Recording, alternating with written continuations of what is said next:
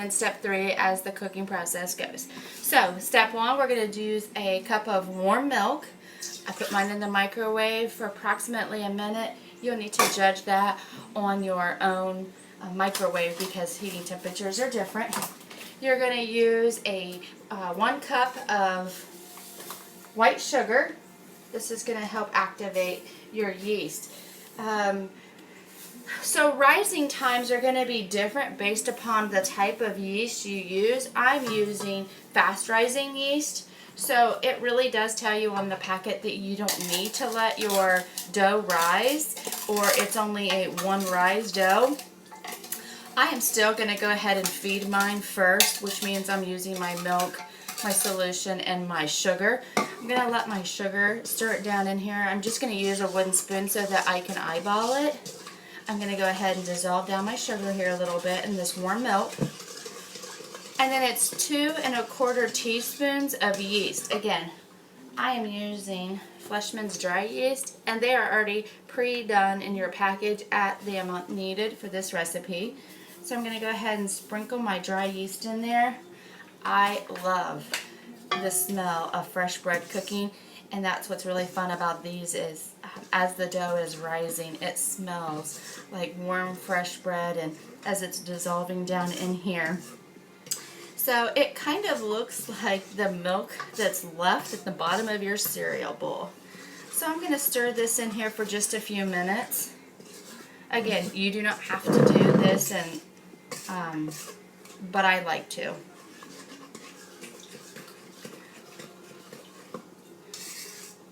And you watch it dissolve down in there a little bit. Next, we're going to add 2 room temperature eggs. I like to crack mine in my cup first to make sure that I don't get any eggshells or that there is the possibility of getting a bag egg. There's 1.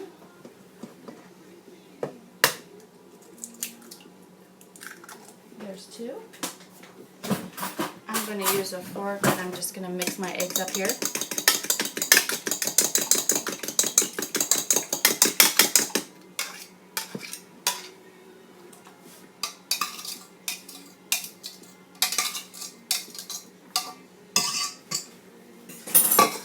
I'm going to give that a stir. Half a teaspoon of salt.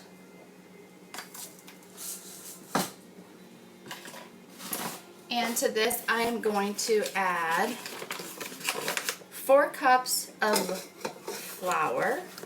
Actually, before I do that, I'm going to add a 1/3 cup of melted butter to mine.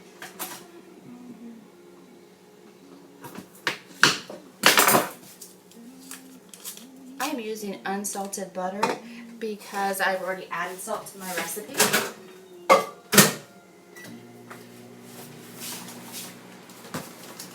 Put my sugar away for now. I won't be needing it anymore.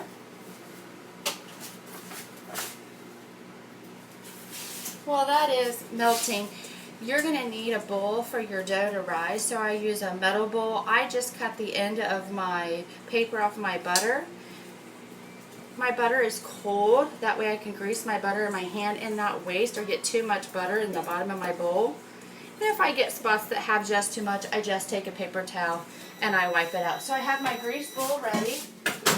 My melted butter is good to go here. I'm just going to take a fork and give it a quick stir.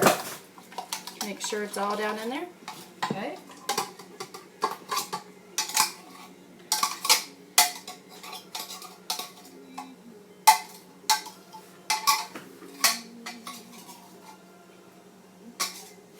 Let's rinse out my cup quick, just to make sure I don't have any other remnants of anything in there. Stir in this melted butter, give it a quick mixture. Okay. 4 cups of bread flour.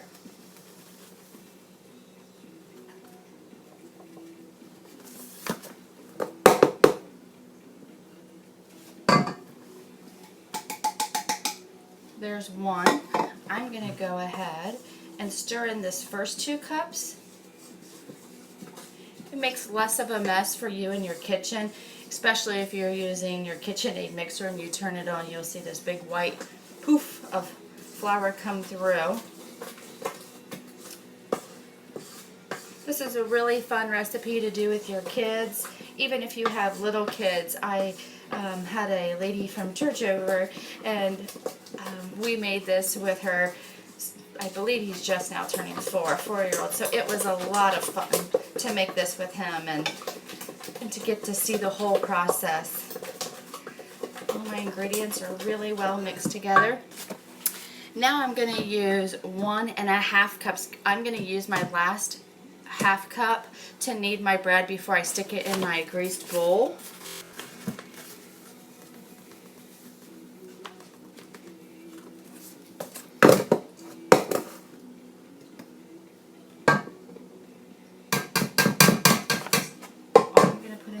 Now, I'm going to go ahead and mix this one up. You'll see that your dough starts to get stiff as you're stirring it in there.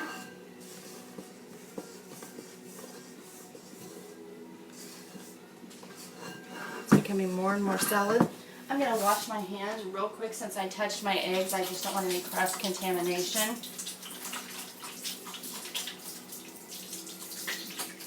When I'm kneading my bread.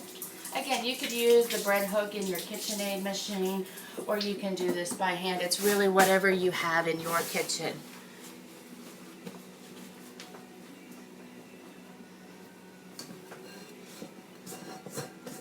I'm going to pour my last half cup of bread flour here.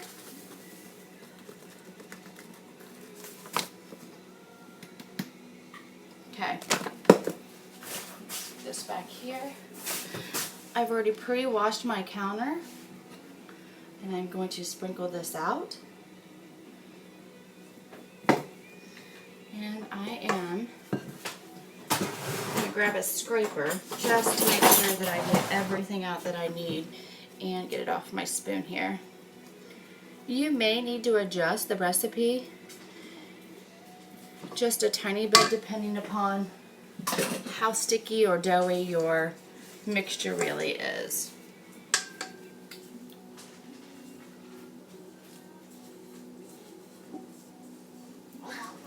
I know a lot of channels, they go through the process and it's really quick. They don't walk you through the whole process.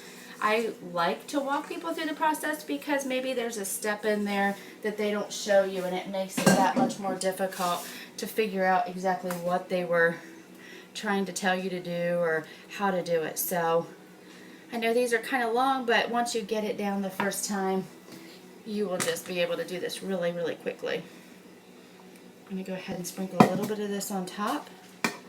I'm going to dust my flour on my hands to help this process as well. Just going to roll it around, make a ball, and knead. I pull in toward myself. That way I have control of my bread mixture. And it's okay that you feel like your bread is a little sticky and wet right now. It's really fine. It's not going to be a big deal because you're going to put it in your greased bowl anyway for about 45 minutes for the one-time rise that we're going to do. This is going to give you some really big cinnamon rolls. You could cut them down smaller so that you can make 10 or 15 versus 6 really big ones. If you have ever been to that famous cinnamon roll place that is in a lot of malls, this batch will give you approximately 6 to 8 cinnamon rolls, depending upon the size of your pan and really how big you are going to make your cinnamon rolls. So, as you see, it's a tiny bit sticky to the touch. I'm going to use up the last bit of my flour here. Use my knife and scrape out the tiny bit.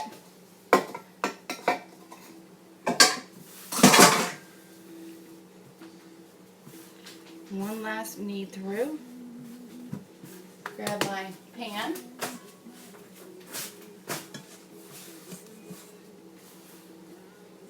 Grab my knife.